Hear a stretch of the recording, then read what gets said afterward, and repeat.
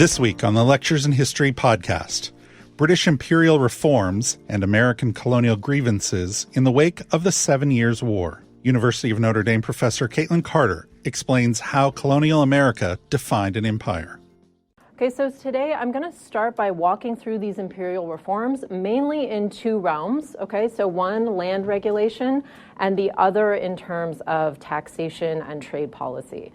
From there, we'll cover the colonial grievances that emerge coming out of these reforms, focusing especially on how they get framed. Okay. Lastly, we're going to kind of dive into the crises of the 1770s as we head toward this movement for independence and the shift toward that movement specifically for independence. Now, if you went to high school in the U.S., which I think most of you probably did, some of this story is probably going to seem a bit familiar. You've heard a lot of these policies probably before.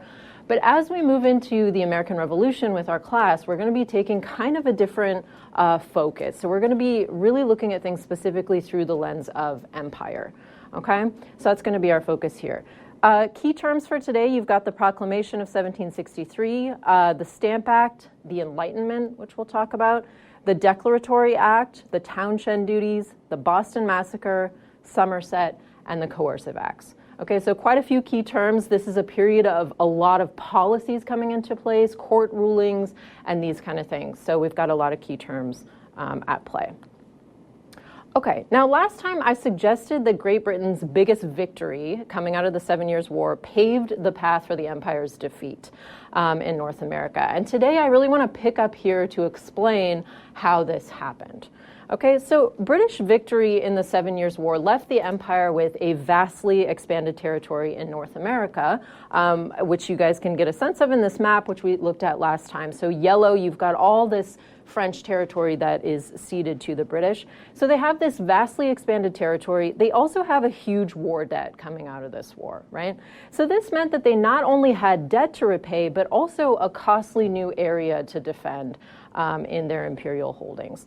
Now, in the wake of the war, successive British administrators would seek ways to make the colonies pay what they considered their fair share for the maintenance of this big territory and paying off the war debt. Now, to many of the colonists who were really not used to interventions or taxes coming from Britain, these efforts seemed kind of oppressive and unfair. So today I want to introduce some of the complications or some more complications into this traditional narrative of the lead up to the American Revolution by asking you guys to think about these reforms from multiple perspectives. So from the American perspective, but also from the British perspective, and also the perspectives of various groups within the colonies. Okay, so we tend to think about the American colonists or talk about them as one unit as we get to this point in the history, but we would still want to think about the different groups that are active here and think about these reforms from various perspectives. Okay, so we're not here to answer the question of what was fair or unfair, right? But we do want to think about imperial dynamics and how the logics of empire are shaping these policies and also the reactions to these policies. Now, as we've already discussed throughout the semester, the British government tended not to care too much about what was going on in the American colonies and how they kind of operated internally, right? Generally, they had kind of a hands-off approach. Now, there are some exceptions to this, right? Most notably is the Dominion experiment that we talked about last week, which lasted for only a few years. Okay, and there was also a nagging feeling, which we've talked about as well, among some imperial officials that the British needed to assert more direct control over the colonies in North America. Pretty quickly after the founding of a lot of proprietary or charter colonies, the Crown began to see a need to kind of clamp down and turn those colonies into Crown colonies, under direct control of the government of Great Britain, which most of them were by the mid-18th century. Now, the imperial state also really cared about regulation of trade and the ability to charge excise taxes on goods flowing to and from the colonies. Okay, so that's an area that they do really care about, and we've seen that come up again and again through the semester as well. The most notable way we see that come up is with the Navigation Acts of 1651, right, which requires that all goods going in and out of the colonies are shipped through England where they have to pay these taxes. Now, in addition to the Navigation Acts, there were a number of lesser laws imposed over the next century coming after those that aimed to restrict smuggling, so illegal trade and evasion of taxes, and then also restrict any trade that the colonies might have with other empires, right, to keep it within the British Empire. There are also laws and regulations put in place that are really intended to limit domestic manufacturing in the colonies, right? So last week we looked at a lot of these luxury goods, and the British want the colonists to be importing those things from England. They want to keep manufacturing in the home country, right? They don't really want that developing in the colonies. Now, the truth is that up until the 1760s, after the 7 Years' War, colonists frequently ignored a lot of these British regulations. And they just kind of continued to go about their business. Okay, so smuggling is very widespread in the 18th century, and so was trade with French and Dutch merchants, kind of going against these colonial policies. Colonial assemblies, and this is another thing we've kind of talked about, colonial assemblies also gained increasing power going into the 18th century, despite British efforts to rein them in. Now, you might remember how after the collapse of the Dominion, I talked about how colonial assemblies remained locally elected, while governors generally became appointed by the king back in England. But the assemblies hold on to two key powers, okay? So you have royally appointed governors in most colonies, but the assemblies, they're gaining power, and part of it is through the two things that they're able to do. One is to approve taxes. Okay, so the royal government has to go through colonial assemblies to raise money and get taxes approved in the colonies. And the other is to decide the governor's salary. Okay, so colonial assemblies are the ones who are able to do that. And these two abilities gave these assemblies a good amount of bargaining power to kind of get what they wanted out of governors and out of the royal government.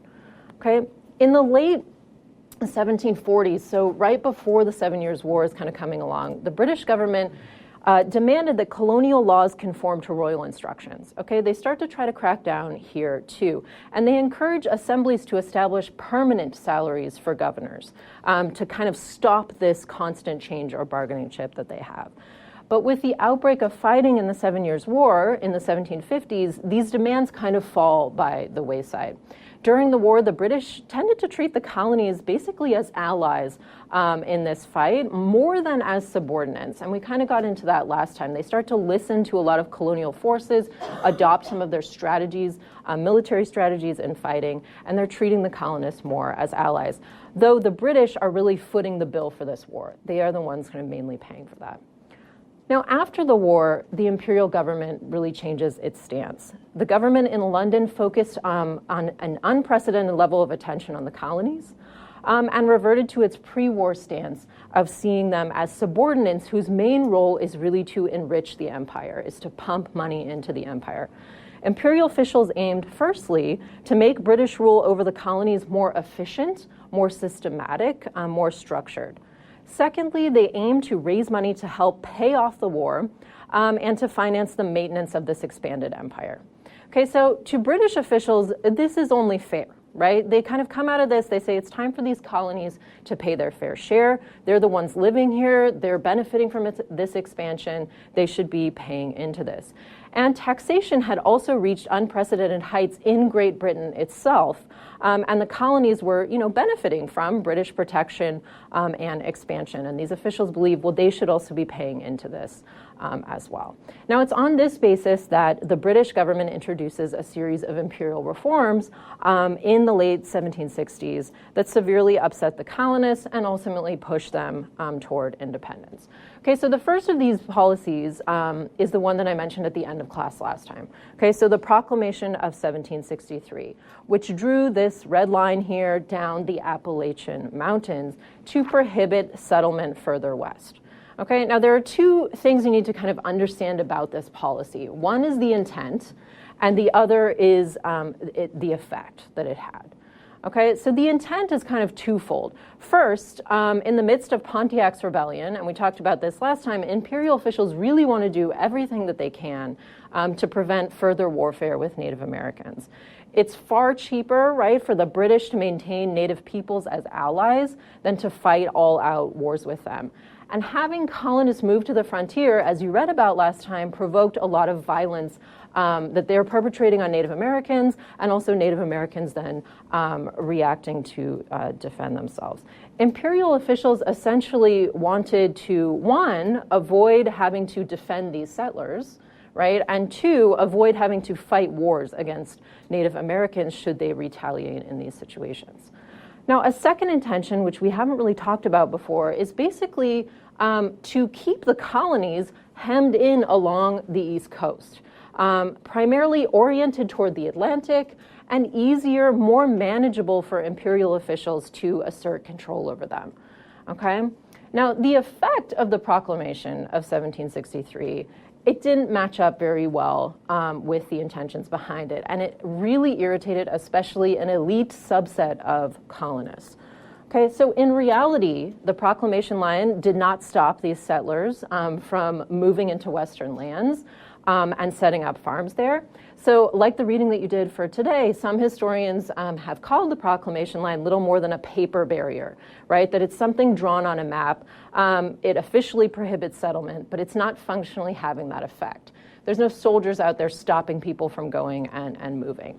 And in fact, these poorer colonists continued to push into the backcountry, clear land, set up their own homesteads. And as you read about last time, this led to a lot of this spike in violence that British imperial officials were hoping to avoid.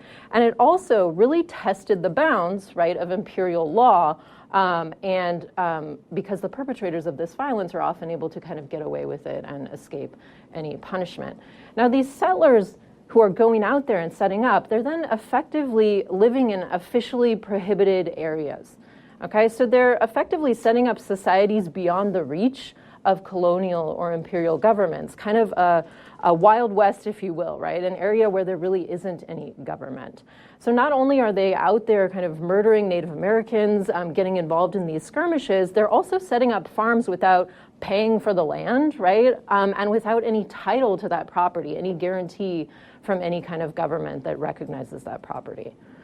Now, as you read about for today, this whole situation really angered elite colonists in particular, Virginians especially, who had thought that after the 7 Years' War, all this territory is going to be open up to settlement. They had purchased land grants that they then intended to sell to these settlers who wanted to move, right, for a profit. But if the government would not recognize this as their legally owned property by issuing titles to it, they'd essentially made bad investments.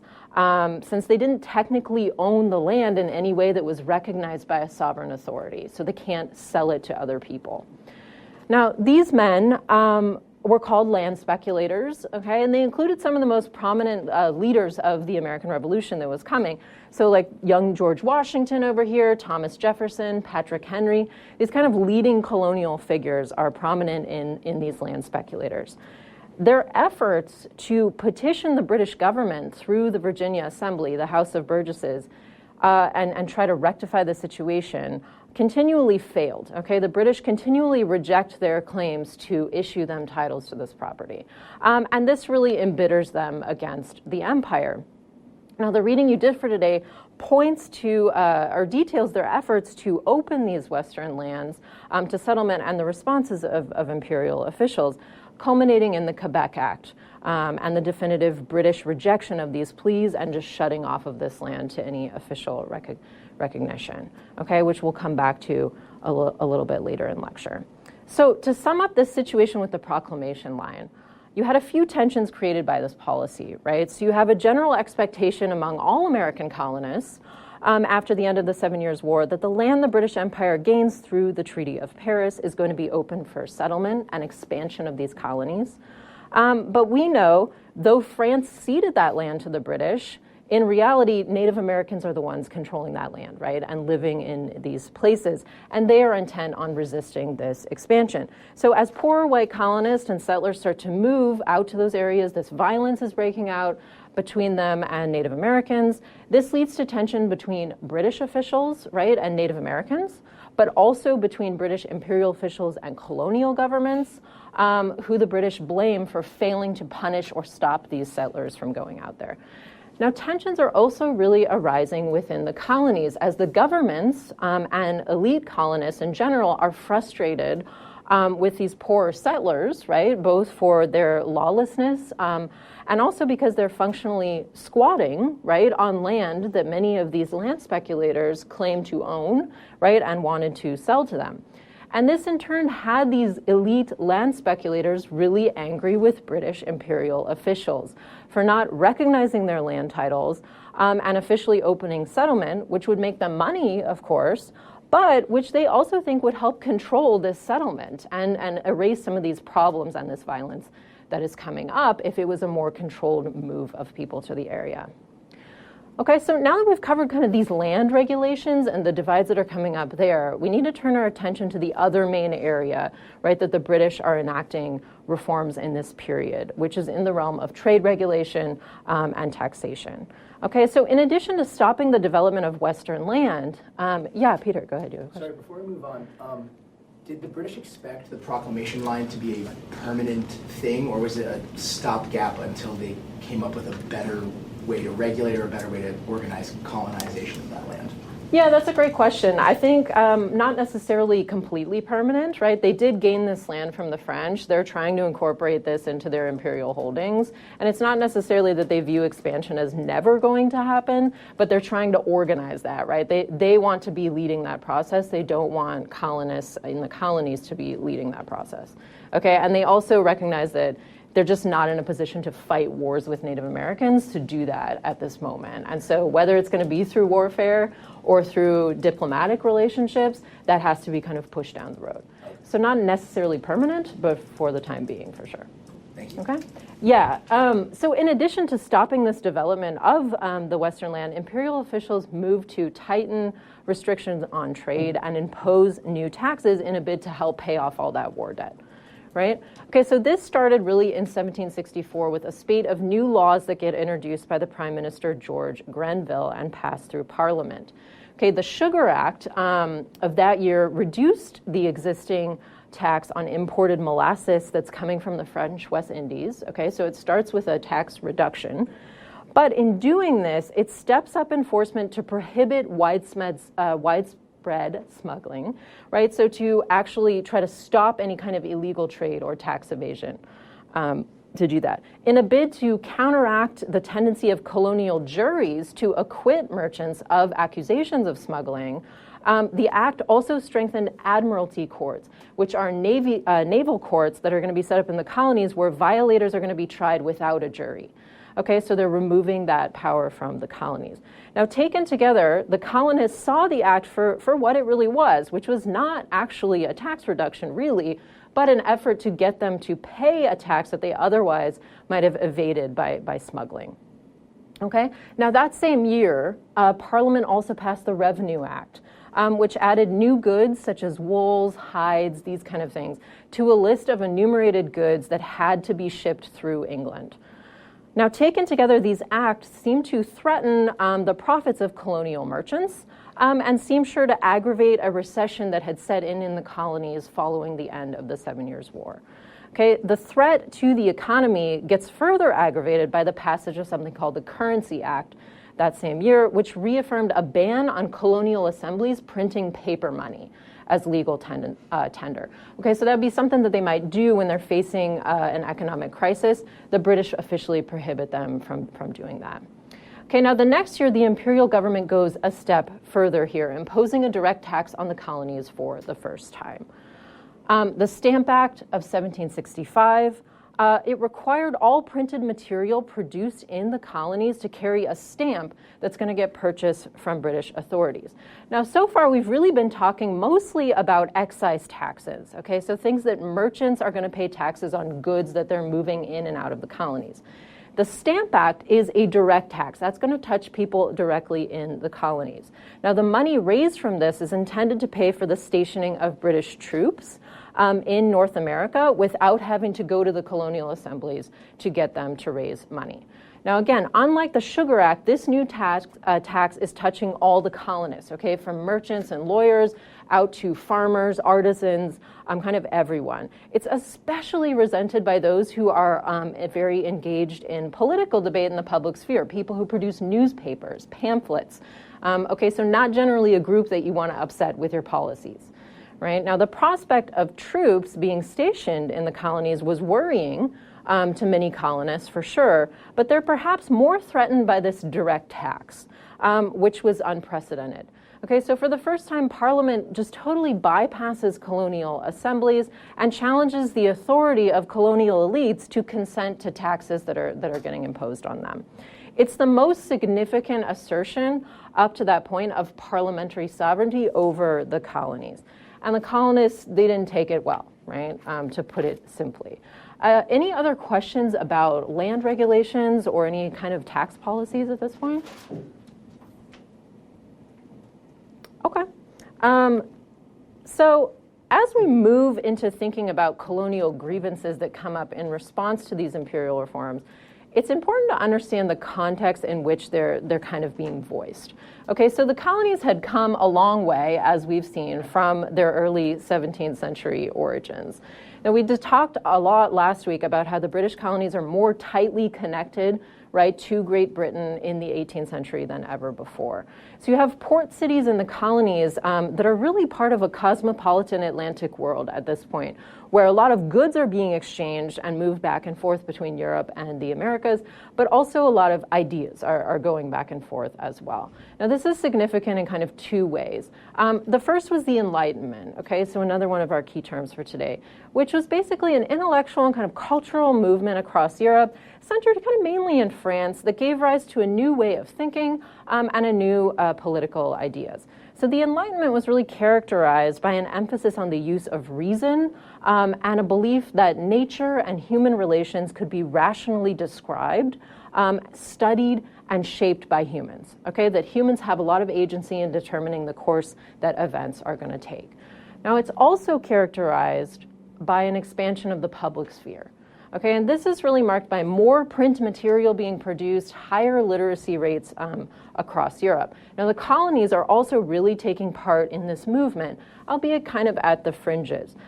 Popular associations and the periodical press also grew throughout the 18th century in the colonies. Literacy rates are also going up in the colonies, and this is bringing more and more people into political conversations and into politics. There's also a huge number of taverns and coffee houses, especially in Philadelphia, which is the biggest city in the colonies in the 18th century. And you can see, it's a little bit blurry, but you can see kind of an example of how people thought about these spaces. It's another political cartoon with Ben Franklin conversing with some Quakers in a tavern in Philadelphia. Okay, so the public sphere is really growing in the colonies. More and more people are engaging in political discussions and taking part in these discourses. Now, the second way that this Atlantic connection was significant was the importation of specifically English political ideas into the colonies. Okay, so colonists, after all, they'd never felt so British, right? We talked about this a lot last week. They began to see measures taken by the crown as impositions on their unique rights as Englishmen. Okay, so they start to take up British political rhetoric, English political thought, and assert their rights. Essentially, elite colonists believed that their liberty meant that they could only be taxed with their consent, expressed through representatives of their choosing. Okay, so they defended their rights as Englishmen to consent to taxes. They argue that Parliament could not tax them because they didn't vote for any members of Parliament. They didn't vote and send any members there to be part of that process. Okay, if we're going to be fair to the British, most people back, even in England, let alone in Scotland or Wales, they also did not vote for members of Parliament, yet they are taxed by laws that are coming out of there. Okay. In defending the ability of Parliament to tax the colonies, a lot of British thinkers advanced the theory of virtual representation. Okay, again, something you might have heard before, especially in high school. Basically, what this argued was that all British people were represented in Parliament, even if they did not directly vote for representatives, because the representatives shared a common interest with them, and they were meant to go there and make decisions based on the shared common interest. In fact, American colonists start to argue that not only did they not get to vote or send members to Parliament, but representatives in London did not share their interests. Okay, so they start to say, this really doesn't work for our colonies. Okay, a lot of the people making these policies actually don't have the same best interest as us at heart. Okay, so you have committees of correspondence forming to coordinate resistance to the Stamp Act across the colonies. Colonists are raising liberty poles. They're having effigies of stamp collectors. There's a lot of popular outcry here. The Sons of Liberty, led by Samuel Adams, who you can see up here, was one such group in Boston where the governor, Thomas Hutchinson's house was attacked, vandalized as part of this movement. Now, at this point, a lot of elites in the colonies start to get caught off guard by how widespread this kind of resistance to British taxation and the anger that's coming out, and it's starting to kind of cross class lines at this point, and elites get a little concerned. So the British are kind of seeing this. In 1766, so just the next year, they actually back down. Okay, they repeal the Stamp Act. And here you can see a political cartoon depicting a funeral for the Stamp Act. Okay, so this gets celebrated as a major victory in the colonies. But even as they do this, Parliament issues the Declaratory Act, which you guys read for today, which rejected the Americans' claims that they couldn't be taxed by Parliament. So the Declaratory Act comes on the heels of the Stamp Act. They back down on that, but they come back and they say that Parliament has the ability to pass laws for the colonies and the people of America in all cases whatsoever. So the colonists win a battle here in getting this specific tax repealed, but they don't win the war on the larger principle here. Parliament comes in and says, no, we're not conceding that point. Now, sure enough, the next year in 1767, Parliament passed the Townshend duties, okay, named after the Chancellor of the Exchequer, Charles Townshend, who proposed them. Now, these were taxes imposed on imported goods that were going to be collected by newly created customs commissioners who would also work to suppress smuggling, so to stop any kind of tax evasion or illegal trade, which is how a lot of merchants in the colonies are making their money. Now, even more galling to the colonists about this, the revenue from these taxes was intended to pay the salaries of colonial governors and judges, removing that ability from the assemblies. Okay, so just streamlining that coming through the royal government. Colonists again responded with outrage, believing that the new taxes represented another violation of their rights as Englishmen to consent to their taxes and to control the pay of their officials in the colonies. Leaders in several colonies start to call for a boycott of British goods in response to this. Okay, so here we have the non-importation movement that begins as a way to encourage Americans to disavow British luxury and buy American-made things, especially like clothing. Now you have Virginia planters. They start to support this movement because they found themselves at this point in a lot of debt for the luxury items, a lot of things we were looking at last week that they had been purchasing from England. And they saw this movement as kind of a way to cut back their own spending, to kind of reduce the debt that they had with British merchants. Now, of course, urban artisans who are in cities, they welcome this non-importation movement because it creates business opportunities for them, right? It gives them an opportunity to boost manufacturing and sell their own goods. Merchants in port cities, they're a little more reluctant, but most of them eventually kind of agree to take part in this movement.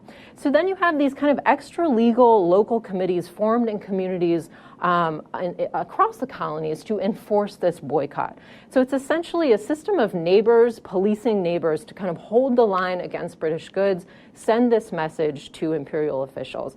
And it proved especially effective at creating the sense of a common cause among the colonists. Okay, so in this heated atmosphere, tensions are simmering just beneath the surface, okay, especially in Boston, where royal troops had been stationed in 1768 after some rioting had broken out when the British had seized a ship for smuggling. Okay, so this kind of culminates on March 5th, 1770, as a fight breaks out between colonists who are wielding snowballs and rocks and British soldiers. And this breaks out in the center of the city, leaving 5 colonists dead. Though 2 soldiers were who were put on trial were convicted for manslaughter in the wake of this, the incident was far from an event of mass violence. Okay, and blame is a little bit more ambiguous than these kind of depictions convey. So still, the confrontation came to be known as the Boston Massacre. It gets really played up in the colonies, partly through prints like this created by Paul Revere, which really portray this scene of soldiers who are very well organized, armed, against colonists who seem to be very much hiding, unarmed, not engaging with them. This is slightly inaccurate. Okay, the colonists were provoking these soldiers. They were throwing things at them. There was kind of more of a fight going on. So this is kind of an early example of some fake news, you might say, or kind of a piece of propaganda that gets circulated widely to create this into a major event that is going to drive things. Now, even if the event was not portrayed entirely accurately, this kind of piece was very successful, and it did set the tone for tensions going into the 1770s, okay? Which is where we're going to head now. Any questions at this point about any of the British taxation or response to that?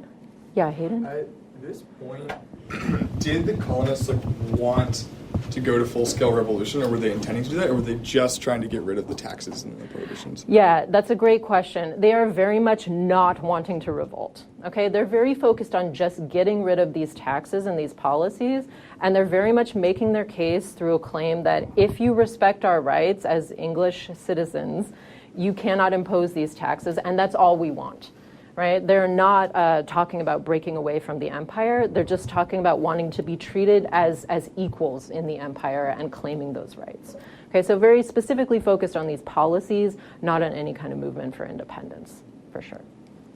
Other questions? Yeah, Peter, go ahead. Is the Declaratory Act seen as kind of a rebuff of, what was it called? You said that the idea that all members of the British Empire represented in Parliament, because it basically says, no, we don't have your best interests at heart. We're going to legislate to you what we think is best, as a colony. That's a great question. So the Declaratory Act is really kind of a reassertion of that idea of virtual representation. It's kind of saying, you don't have to vote for us or anything like that, but you do have to respect the laws that we make because we are the sovereign authority in this empire. But you're getting to an important point that the colonists start to make, which is, well, what does it mean to represent our interests? Don't we have to tell you what it is for you to do that? And you do have parliaments, or many in parliament, start to make an argument that no, in fact, it is our job to determine what is the best interest. We will tell that to you, and you follow those rules.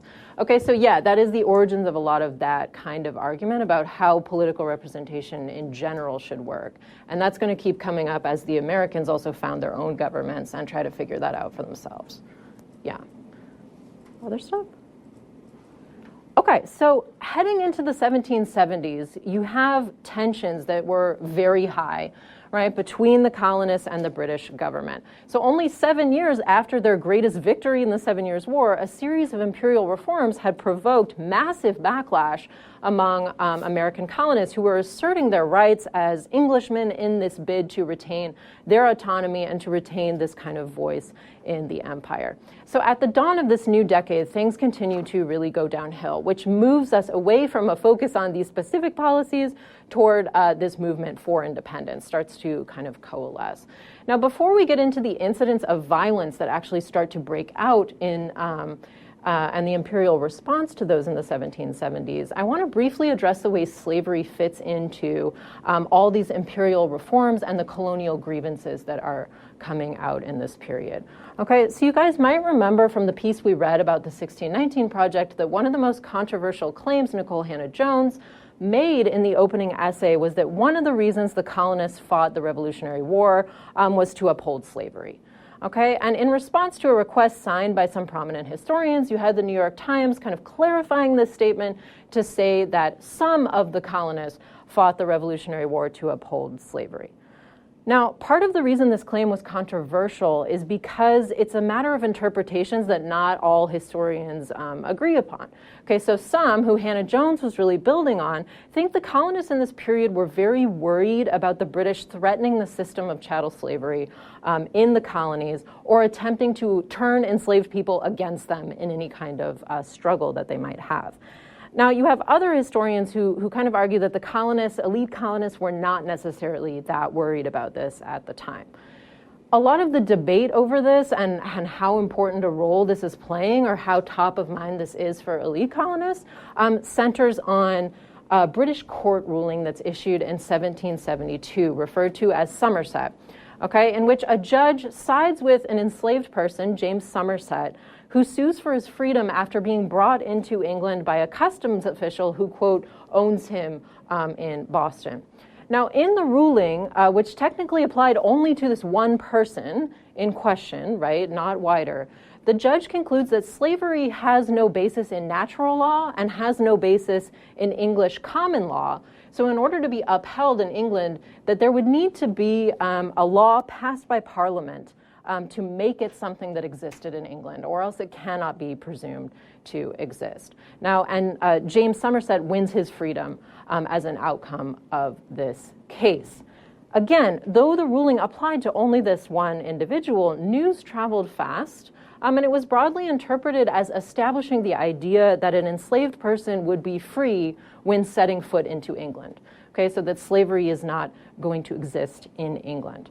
Now, some historians think that this alarmed white colonists in the Americas who were worried that, like taxes or land policies, the British might suddenly decide to interfere with the system of slavery. Other historians argue that this was not so widely talked about, maybe, and wasn't a central concern for elites in the colonies. Okay, so there's some disagreement the effect that this had in the colonies, but this did happen. There is coverage of this, and this is out there. Okay, another thing that is very sure coming out of this is that white colonists are using the language of slavery to describe the threat they believe British policies and taxes are posing to their autonomy, okay, to their liberty. That liberty, that notion of liberty, was rooted for them in secure property rights. Okay, so the right to buy and own land, and the ability to prove taxes being top of mind there. Now, this was a society at which point considered an enslaved African as a form of property, too. Okay, so the degree to which white colonists also have this in mind when they're expressing their concerns, that's still kind of open for debate, but that's what's kind of on the table. Now, for Black Americans in the colonies and British critics of the Americans, the hypocrisy is very clear here.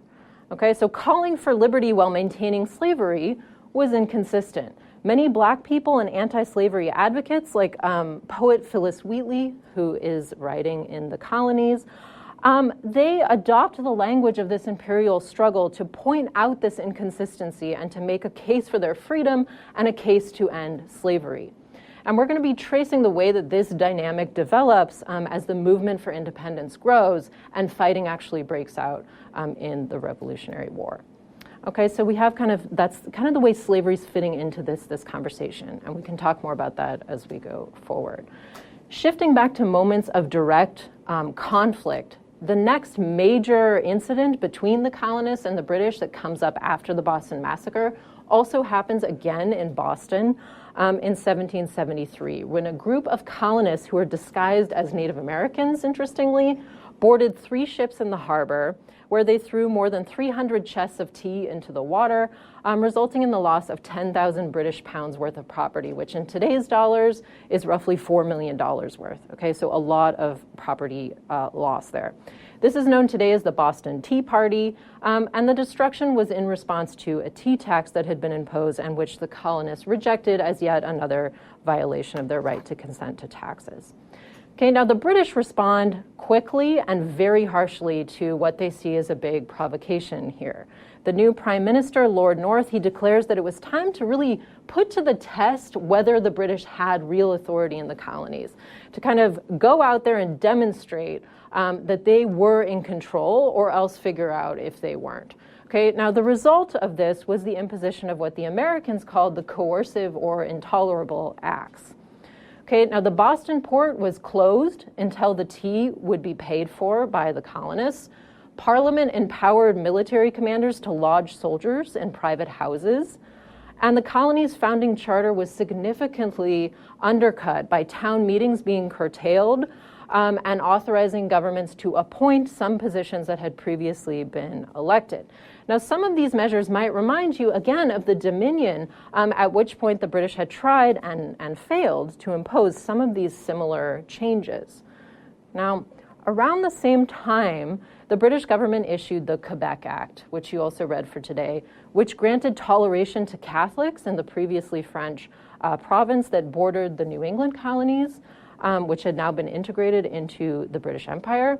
It provided for an appointed legislature in this new colony. Okay, so there the assembly was not going to be elected. The king was going to appoint members to that legislature. And it also incorporated all the land seized by the British, ceded by the French after the end of the war, into one new province of Quebec. And that effectively shuts down any individual colonies or land speculators along the East Coast from being able to expand westward into that area. Now, taken together, the colonists see this act as a major threat to their political autonomy. They see that as hemming them in, and they also see it as a threat to Protestantism, right? This acceptance and toleration for Catholics and the acceptance of bishops, for example, holding political power in this region. Now, the intolerable acts paired with the Quebec Act here were sort of a turning point for the colonial resistance movement. It became even more widespread, even more intense, and even more organized. But I want to emphasize that even in 1774, 1775, there's almost no talk still of independence. Okay, that's just not really coming to mind for colonists. The idea of breaking with the British Empire is pretty much unthinkable to most colonists. Instead, they're really still emphasizing their rights as English subjects.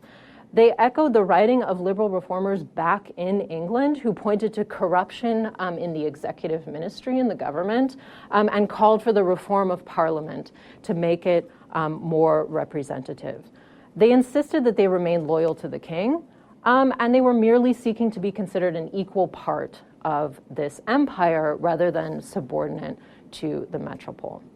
Okay, now despite this, things were still getting pretty heated, and it's in 1774 that we have the first Continental Congress convening in Philadelphia, which is where we're going to be picking up next week as we move toward independence.